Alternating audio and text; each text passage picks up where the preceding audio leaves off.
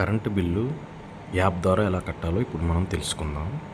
ముందుగా మీ యొక్క ప్లే స్టోర్లోకి వెళ్ళి ఏపీసీపీడీసీఎల్ అనేది టైప్ చేయండి.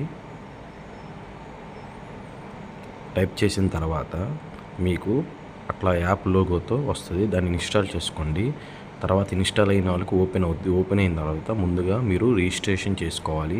మీ యొక్క సర్వీస్ నెంబర్ పూర్తిగా అక్కడ ఎంటర్ చేయండి. ఎంటర్ చేసిన తర్వాత రిజిస్టర్డ్ సర్వీస్ అనేది క్లిక్ చేయండి. నేను ఆల్రెడీ రిజిస్టర్ చేశాను కాబట్టి నాకు అట్లా వస్తుంది. అయితే బ్యాక్ వెళ్ళండి. అక్కడ బ్యాక్ అనే దాని మీద క్లిక్ చేయండి. తర్వాత మనం బిల్ పే చేయాలి కాబట్టి బిల్ పే దగ్గర వెళ్ళండి. ఇప్పుడు నేను ప్రజెంట్ ఒక కరెంటు బిల్ కట్టి చూపిస్తాను చూడండి. బిల్ పేమెంట్ దగ్గర ఇప్పుడు నేను ఎం వెంకటేశ్వర్లు అనే బిల్ నేను పే చేస్తాను చూడండి. ఇక్కడ నా బిల్లు 112 రూపాయలు ఉంది. ఈ 112 రూపాయలు ఎలా పే చేయాలనేది చూపిస్తాను చూడండి. Bill reminder plus bill payment అనే దాని మీద క్లిక్ చేయండి. బిల్ పేమెంట్ మీద క్లిక్ చేసిన తర్వాత you want make advance payment also అంటే మీరు ఎక్స్ట్రా డబ్బులు కట్టాలనుకుంటే దాన్ని క్లిక్ చేయండి. లేదా బిల్ ఎంతైతే ఉందో దాన్ని కట్టాలంటే పే మీద క్లిక్ చేసి బిల్ డిస్క్ మీద క్లిక్ చేసి ఇక్కడ టిక్ మార్క్ ఇచ్చి ఓకే కొట్టండి. ఓకే కొట్టిన తర్వాత యూపీఐ ఐడి అదర్ పేమెంట్ అని అడుగుతుంది.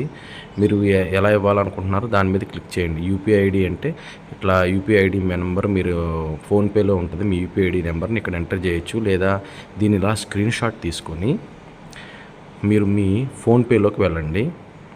వెళ్ళిన తర్వాత మీ యొక్క ఫోన్పేలో బార్కోడ్ని ఓపెన్ చేయండి. మీకు ఇక్కడ కనపడట్లేదు సెక్యూరిటీ పర్పస్ వల్ల. బార్కోడ్ని స్కాన్ చేయండి. మీకు అక్కడ ఇందాక స్క్రీన్ షాట్ తీసుకొని స్కాన్ చేయగానే మీకు పేమెంట్ ఆప్షన్ కనపడుతుంది. అక్కడ పే చేయండి. మీ యూపీఐ నెంబర్ మీకు కనపడట్లేదు. ఇక్కడ బిల్ పేమెంట్ అయిపోయింది. అయిపోయిన తర్వాత మీరు మళ్ళీ ఆ యాప్లోకి రండి. యాప్లోకి వచ్చిన తర్వాత సెంట్రల్ పవర్ డిస్ట్రిబ్యూషన్లో మన పేమెంట్ అయిన రిసిప్ట్ కనపడుతుంది.